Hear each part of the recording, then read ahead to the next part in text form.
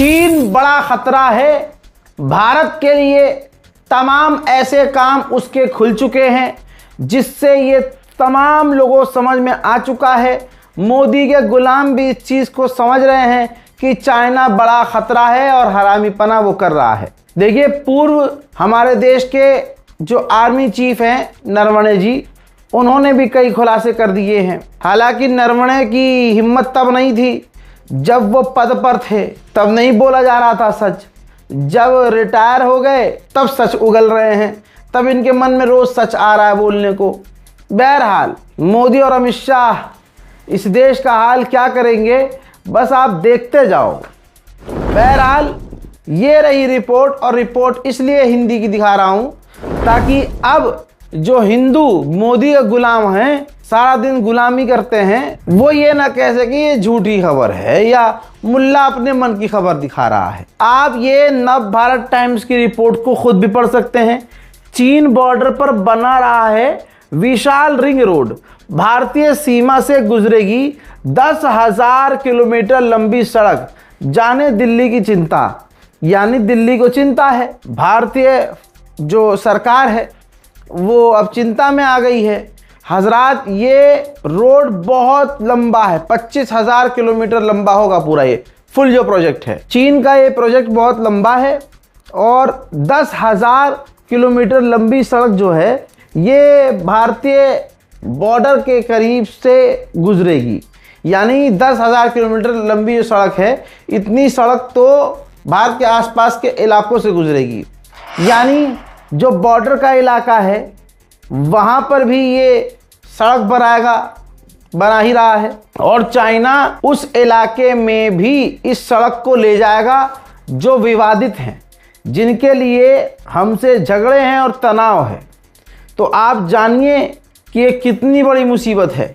Expert बता रहे हैं कि ये जो रिंग रोड बना लेगा बॉर्डर के करीब आकर, इससे होगा ये कि चाइना मजबूत होगा, मिलिट्री को एक्सेस मिलेगा, चाइना की फौज भारी मात्रा में तुरंत भारत के करीब सड़क से यानी ज़मीनी रास्ते से आ सकती है। ये सीधा सीधा बड़ा खतरा है। अब तो ये किरण रिजिजू ने भी कह दिया है, जो मोदी का गुलाम है भाई, अपने मुंह से कह दिए इसने बात। आज तक ने मोदी जी का जो गुलामी करने वाला चैनल है उसने खबर को छापा भी है। किरण रिजिजू ने बताया कि बॉर्डर पर प्रॉब्लम है, बहुत सारी प्रॉब्लम है, बहुत सीरियसली इन चीज़ों को लेना चाहिए। अरुणाचल में चीन की हरकतों पर रिजिजू का बड़ा बयान है। यानी एक तरह से मोदी के गुलाम भी इस बात को मान रहे हैं कि चीन भारत के लिए खतरा बॉर्डर पर पैदा कर रहा है। हज़रात मोहतरम, सलाम, नमस्ते, सत श्री अकाल। मैं हूं रज़ा और आप देखना शुरू कर चुके हैं रज़ाग्राफी की अंतर्राष्ट्रीय प्राइम टाइम रिपोर्ट। एक वीडियो के अंदर दुनिया की तमाम बड़ी खबर आसान भाषा में। मेरे दोस्तों, पाकिस्तान का साथ देने वाला चाइना, पाकिस्तान को हथियार देने वाला चाइना, हमारे बॉर्डर पर तनाव पैदा करने वाला चाइना, मोदी की लाल आंख ऊपर से फूट चुकी है। 56 इंच का छीना पिचक चुका है और पिचक कर 3 इंच का हो गया है। जहां पर लाल आंख दिखानी चाहिए, मोदी जी लाल कुछ और दिखा रहे हैं उसे। और ज़मीनी रास्ता तक चीन के लिए खोल दिया, फ्लाइट चालू कर दी, नॉर्मलाइजेशन शुरू कर दिया, बातचीत शुरू कर दी। और बेगैरत मोदी की सरकार इस कदर झुक गई है चीन के आगे। अब शी जिनपिंग भारत भी आने वाला है, उससे पहले बॉर्डर पर तनाव खुल चुके हैं। ऐसे में भारत के राष्ट्रीय सुरक्षा सलाहकार अजीत डोभाल जो हैं, NSA अजीत डोभाल जो हैं, वो पहले शी जिनपिंग से मिलने जाएंगे। यानी वो पहले चाइना जाएंगे, वहाँ के राष्ट्रपति शी जिनपिंग यहाँ आए। खबर अब ये है कि पहले NSA अजीत डोभाल वहाँ जाएंगे, बॉर्डर के इश्यूज पर बात करेंगे। हज़ात ओडिशा के करीब चीन का एक टैंकर किसी हादसे में डूब गया जिसमें चीनी सवार थे, 24 लोग सवार थे। इंडियन कोस्ट गार्ड और नेवी ने तुरंत अपने सगे भाई चीनियों को बचाने के लिए ऑपरेशन शुरू कर दिया है। मोदी कितनी भी गुलामी कर ले चीन की, कितना भी कर ले, लेकिन जिल्लत के अलावा उसे कुछ नहीं मिलेगा। मोदी ने हमारी भारत की फौज के हाथ बांध दिए हैं मेरे दोस्तों, वरना आज तक कभी ऐसा नहीं हुआ। लीजिए और खबर सुनिए कि चाइना कितनी खतरनाक पॉलिसी अपना रहा है। चीन के जो नॉर्मल कंटेनर होते हैं, समुद्री जहाज, उसके ऊपर चाइना ऐसी टेक्नोलॉजी, ऐसे डिवाइस इंस्टॉल करने की तैयारी में है, रडार, एंटीना और कुछ हथियार, जिससे वो अपने समुद्र में जो टैंकर हैं उन टैंकर को युद्धपोत में बदल देगा। उसके तो टैंकर भी चलता फिरता हथियार होंगे। मोदी सरकार को धक्का मारते हुए बांग्लादेश की सरकार ने कहा कि हमारे प्रधानमंत्री को मोदी से मिलने की जल्दबाजी नहीं है, भारत का दौरा हमारे लिए इतना जरूरी नहीं है। हम भारत से रिश्ते अच्छे चाहते हैं, लेकिन सबसे पहले हमारे लिए हमारे लोग हैं, राष्ट्रहित है, हम उसके बाद विदेशी नीति पर ध्यान देते हैं। उधर मेरे दोस्तों भारत के जो विदेश मंत्री हैं जयशंकर, वो रशिया जाने वाले हैं। ट्रेड, टेक्नोलॉजी, कई अहम मुद्दों पर रशिया से बात भारत के विदेश मंत्री जयशंकर करेंगे। देखो भाई, मैंने तो पहले ही बता दिया था, फिर बाद में ये बात घुमाई गई। मैंने तब भी कहा था कि भाई ये खबर है इसलिए बता रहा हूँ। मेरा मानना ये है कि तुर्की ने हथियार पाकिस्तान को भेजे हैं। अब ये रिपोर्ट कंफर्म आ चुकी है मेरे दोस्तों। पाकिस्तान को आधी रात गुजरने के बाद लगातार 60 घंटे तक तुर्की ने ड्रोन सप्लाई किया, मिलिट्री जहाज दिए, कई तरह के हथियार दिए। ऐसा ही चीन ने किया। हमारी खबर, हमारी बात सच्ची निकली, यानी चाइना और तुर्की ने दबाकर हथियार पाकिस्तान पहुंचाए हैं। सवाल यह है कि पाकिस्तान का इरादा क्या है।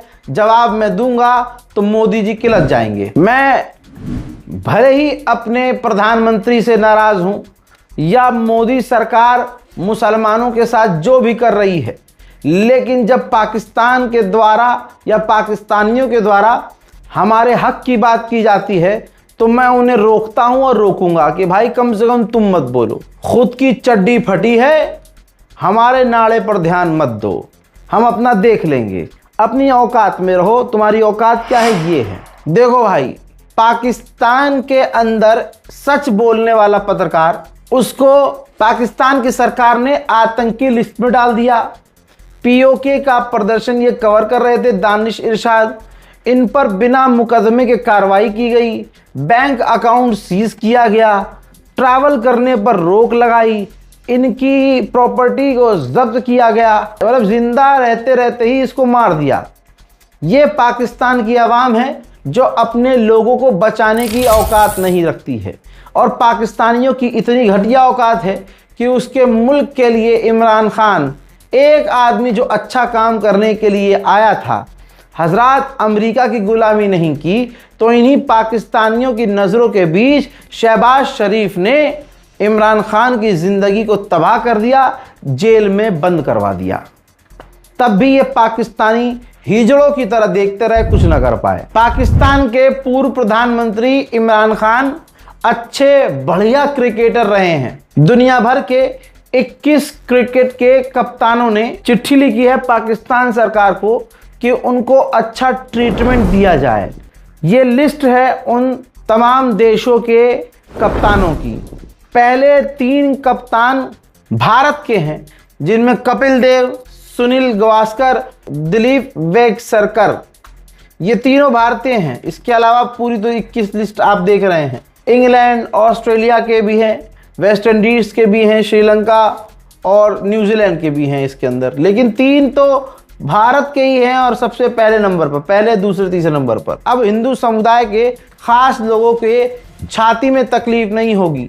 दोगले हिंदू अब नहीं कहेंगे कि पाकिस्तानी से हमदर्दी क्यों दिखाई जा रही है, क्योंकि भाई वो तीनों कप्तान हिंदू हैं, मुसलमान नहीं।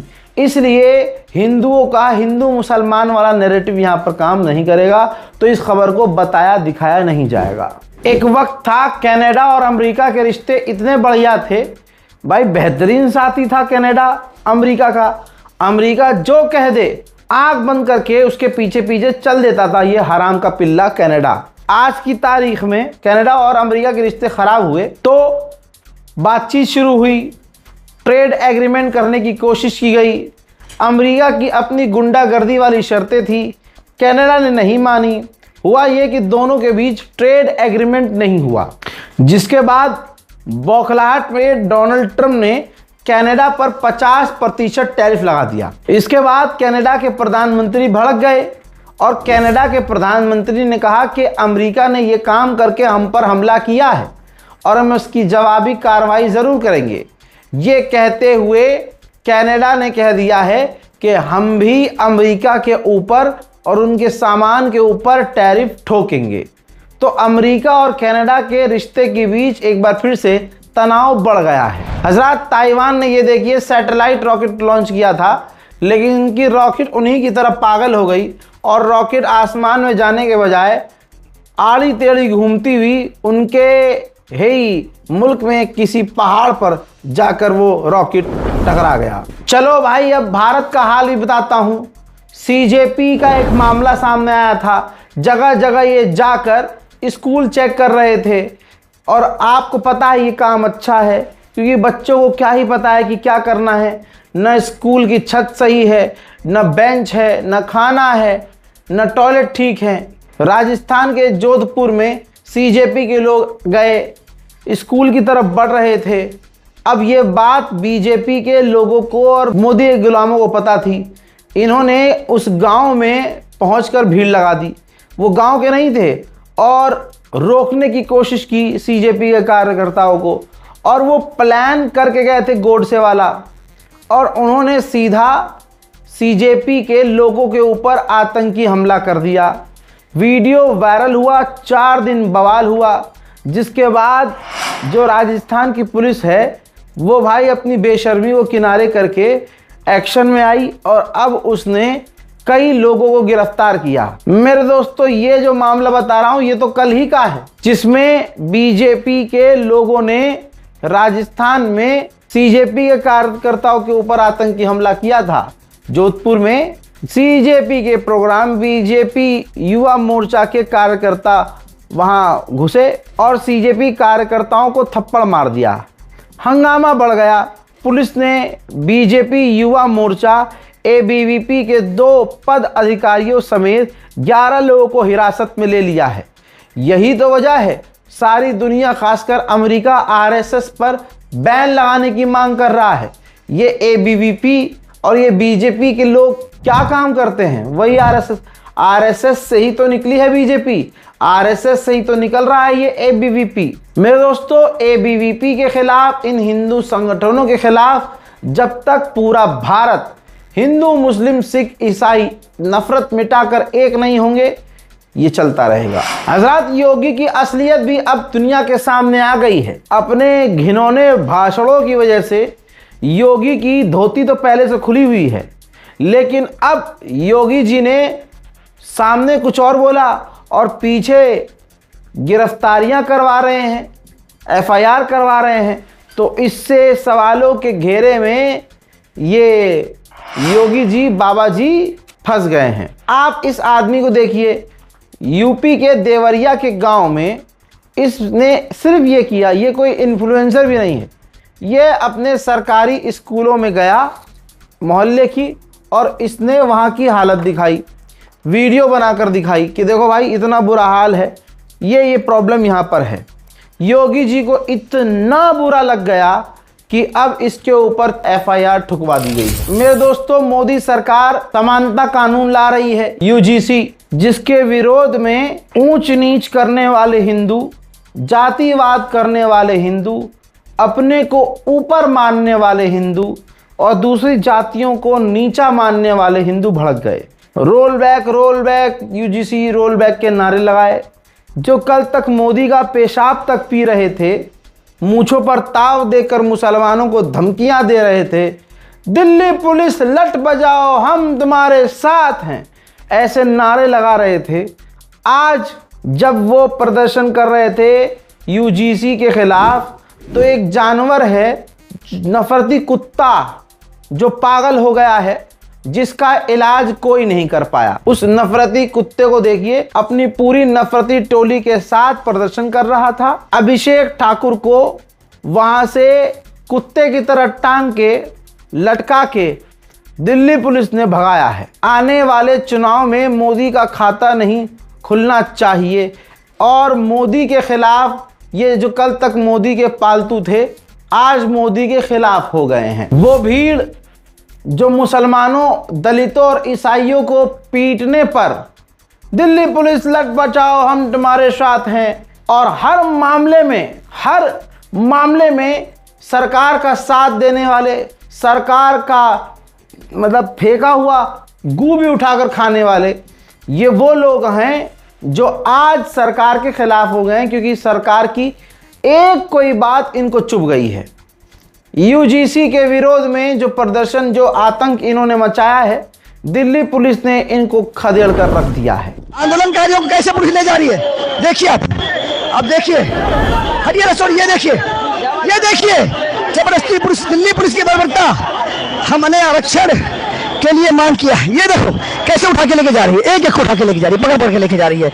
ये देखिए वहां पे स्टेज लगा हुआ है, आरक्षण हटो जिंदाबाद, बिल्कुल भाई, देखिए कैसे उठा के टांग के ले जा रही है पुलिस, देखिए बिल्कुल। और मैं आपको दिखाऊंगा इस वीडियो के माध्यम से, बिल्कुल कैसे टांग के ले जा रही पुलिस, एक आदमी को पकड़ के ले जा रही है, बिल्कुल अच्छे तरीके से ले जा रही है और डिटेन कर रही है। और ये देखिए कैसे घसीटा जा रहा है, ये देखिए। हजरात मोहतरम, फिलहाल के अंतर्राष्ट्रीय प्राइम टाइम रिपोर्ट में इतना ही। इस रिपोर्ट को शेयर करिए, दुआओं में याद रखिए। हमारे चैनल रज़ाग्राफी अनस्क्रिप्टेड को सब्सक्राइब कर लीजिए। जय हिंद।